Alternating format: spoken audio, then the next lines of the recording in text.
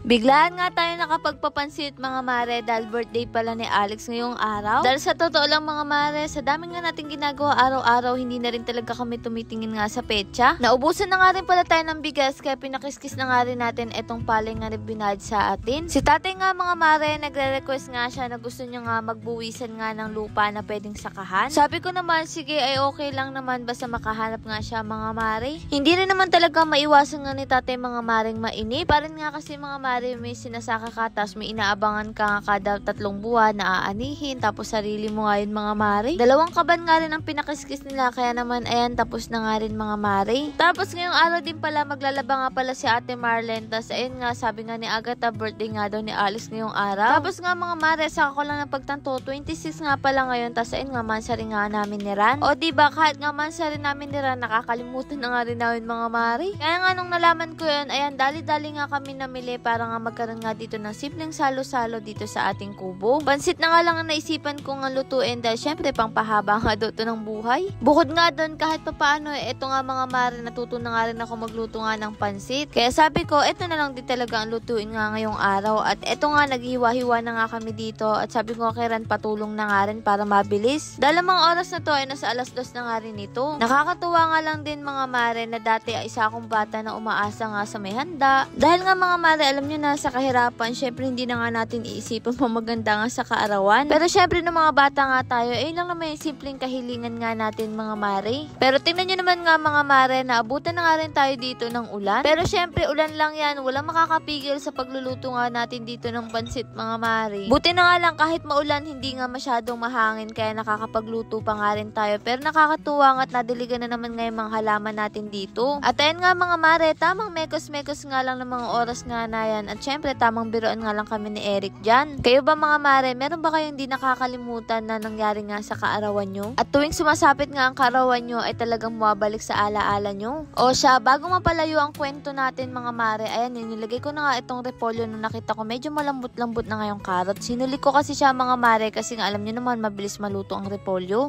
Nung okay na nga mga mare, ayan inalis ko na nga yung sahog para ipang toppings natin mamaya at inilagay ko na nga rin itong pansit. Sira na nga lang ang pinahalo ko dahil may diferensya na nga yung kaliwa kong kamay. Kaya sabi ko siya na maghalo para mahalo niya nga ng maayos kaya lang hindi namin naputol-putol nga mga mare etong pansit pero okay lang yan, masarap din naman yan. Nung napansin na nga nila na okay na nga mga mare, hinango niya na nga baka nga si madikit pa nga dito sa kawali at matutong pa. Kaya sabi ko maya-maya iuwi na nga ako para tawagin ko nga rin sila mama. Para kahit papaano ay magkaroon nga tayo dito ng simpleng salo-salo dahil nga kaarawan nga ni Alex ngayon. Naglagay na nga rin itong sira ng toppings nga dito sa ibabaw para nga mas maganda nga tingnan at syempre maraming sahog. Ang bata nga nagluluto lang ng pansit noon ng sardinas lang ang sahog ay ngayon ay marami ng sahog ang pansit niya. Bukod pala sa pansit, gumawa na nga rin ako dito ng ham sandwich. Para yung mga gusto nga magtinapay ay meron nga silang makain at nilagyan ko na nga rin ng lettuce para naman mas masustansya. Siguro nga mga mare, kung meron nga tanim ditong lettuce ay baka araw-araw ganito mga mare yung tinapay natin. Pero siguro kapag medyo maulan-ulan na makakapagtanim na nga ulit dito ng lettuce para hindi nga masira yung lettuce natin. Bumili rin pala ako mga mare ng simpleng cake para nga kay Alex. Kung ngayon nga mga mare, birthday ni Alex at mansari nga namin, kinabukasan naman sa 27, ika-6 na buwan naman nga ni Gail o diba sunod-sunod. Nung mga oras nga pala to mga mare, nakauwi na nga ako at tinawag ko na nga sila mama. Kaya lang saktong pagpunta ko doon, kagigising nga lang daw ni Gail kaya naman hindi ko na nga pinilit na ilabas nga si Gail. Sabi ko mamaya na lang. At eto nga si Alex, sabi namin ano wish niya. Syempre nahihiya na nga rin etong si Alex kasi 13 na nga rin siya, dalagang dalaga na. Diyan mo talaga masasabi ang bilis ng panahon mga mare kasi mula baby yan ay talagang nakasubaybay na rin kami sa kanya. Bata pa nga lang yan, hinihiram ko na yan mga mare sa mama niya para dalhin nga sa bukid. Tapos ngayon ay dalagang dalaga na. O siya, etong mga mare, samahan nyo na kami sa simpleng salo-salo nga dito. Sabi nga nila bibe, susunod na nga lang daw sila mamaya. Minsan ba mga mare kapag kayo yung nagluluto, parang nabubusog na nga kayo sa kakatikim. Ako ang nagluto mga mare kaya medyo busog-busog na nga rin ako. Kaya konti na nga lang din mga mare ang kinuha ko. Eto nga si tatay pumunta nga dito kay Ate Vilma para nga ibigay yung kay Ate Vilma at kay Kuya Agoy. Akala ko nga si tatay lang pati pala itong sila Alex. Eto talaga si Chichi mga mare kahit kailang galang-gala. Lord maraming pong salamat sa lahat ng blessing at syempre sa inyo mga mare. Paano ba yun? Bukas na lang ulit.